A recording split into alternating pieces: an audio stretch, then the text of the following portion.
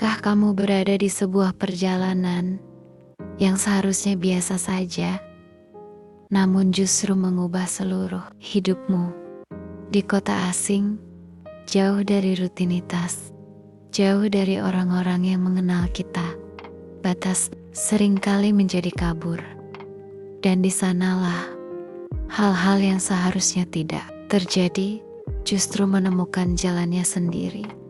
Inilah bab 5 dari kisah antara profesional dan perasaan, sebuah perjalanan tentang Arga dan Nara, tentang kendali yang runtuh, dan perasaan yang akhirnya tak bisa lagi disangkal.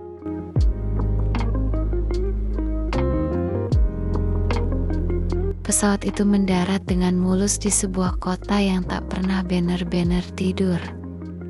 Lampu-lampu, gedung berkilau di balik jendela, menyambut mereka dengan gemerlap yang terasa asing, namun menggoda. Nara duduk diam, menatap keluar. Ini bukan perjalanan kerja biasa, dan ia tahu, sejak Arga mengajaknya keluar negeri dengan nada terlalu tenang. Arga berdiri di lorong pesawat, menunggunya. Setelan jasnya rapi, sikapnya dingin seperti selalu. Namun mata itu menyimpan sesuatu yang berbeda. Hotel sudah disiapkan, ujar Arga singkat. 1 mobil, jadwal padat. Kita di sini 3 hari. Nara mengangguk. Ia selalu mengangguk, meski jantungnya berdetak tak beraturan.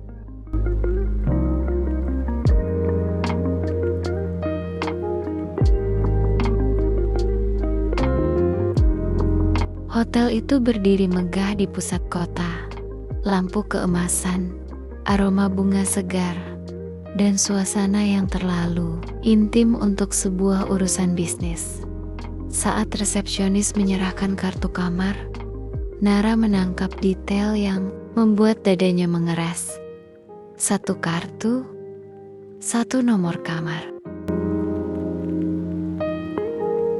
Kamar eksekutif, kata Arga datar. Tempat tidur terpisah. Namun ketika pintu kamar terbuka, kenyataan berdiri di hadapan mereka. 1 tempat tidur, besar, sunyi. Tak ada kata, tak ada reaksi. Aku bisa minta kamar lain, ucap Arga akhirnya. Nara menggeleng pelan. Sudah malam. Besok, jadwal padat. Dan di sanalah keputusan yang seharusnya tidak diambil, akhirnya diambil.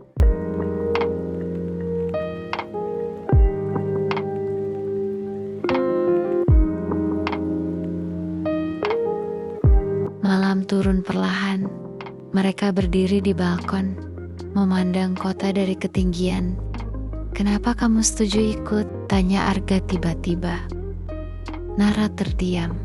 Ia tahu jawabannya, namun tak yakin berani mengucapkannya. Karena ini pekerjaan, katanya.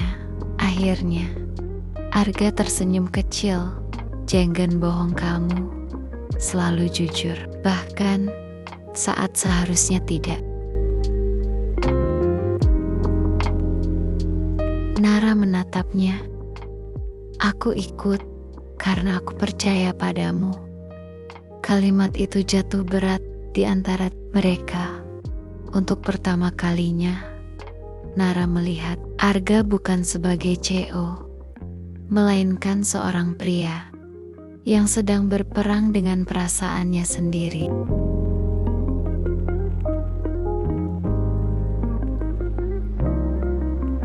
Lampu kamar diredupkan. Nara duduk di tepi ranjang, membuka laptop, berpura-pura fokus. Arga berdiri di dekat jendela. Jas dilepas, dasi terurai. Pemandangan yang terlalu personal untuk seorang asisten. Tidurlah, kata Arga pelan. Kita harus bangun pagi. Namun saat mereka berbaring jarak di antara mereka terasa terlalu sempit. Hening. Lalu napas tertahan itu terdengar. Aku seharusnya tidak membawamu sejauh ini, ucap Arga lirih. Sejauh apa, Pak? Tanya Nara. Sejauh aku mulai lupa siapa kita seharusnya. Tak ada sentuhan yang tergesa, tak ada kata cinta, hanya keheningan dan kejujuran yang terlalu lama dipendam. Saat tangan Arga menyentuh tangan Nara, itu bukan tentang nafsu, itu tentang pengakuan, dan Nara tidak menarik tangannya. Pelukan itu datang, perlahan memberi kesempatan terakhir untuk mundur. Namun tak satu pun dari mereka melakukannya. Di kota asing itu, dua orang dewasa yang terlalu lama menahan perasaan akhirnya menyerah. Bukan karena ingin, melainkan karena tak sanggup lagi menahan. Pagi datang tanpa permisi. Cahaya matahari menyelinap ke dalam kamar. Nara terbangun dengan perasaan hangat, namun penuh kecemasan. Arga sudah duduk di tepi, ranjang, diam, jauh. Hari ini, kata Arga pelan, kita kembali menjadi profesional. Nara menelan ludah, dan tentang semalam, itu kesalahan. Jawab Arga yang tidak boleh terulang. Kalimat itu jujur dan menyakitkan. Saat mereka melangkah keluar kamar, mereka membawa lebih dari sekadar dokumen kerja. Mereka membawa rahasia. Rahasia yang akan mengubah cara mereka saling memandang selamanya.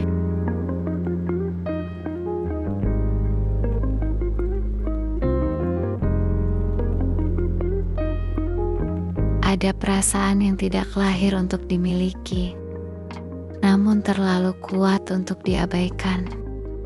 Dan terkadang, kesalahan tidak datang untuk diperbaiki, melainkan untuk dikenang.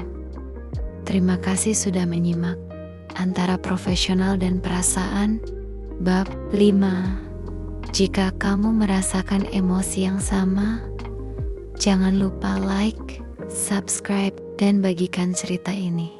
Karena di bab selanjutnya akan ada jarak, konsekuensi, dan perasaan yang semakin sulit disembunyikan. Sampai jumpa di bab ke-6.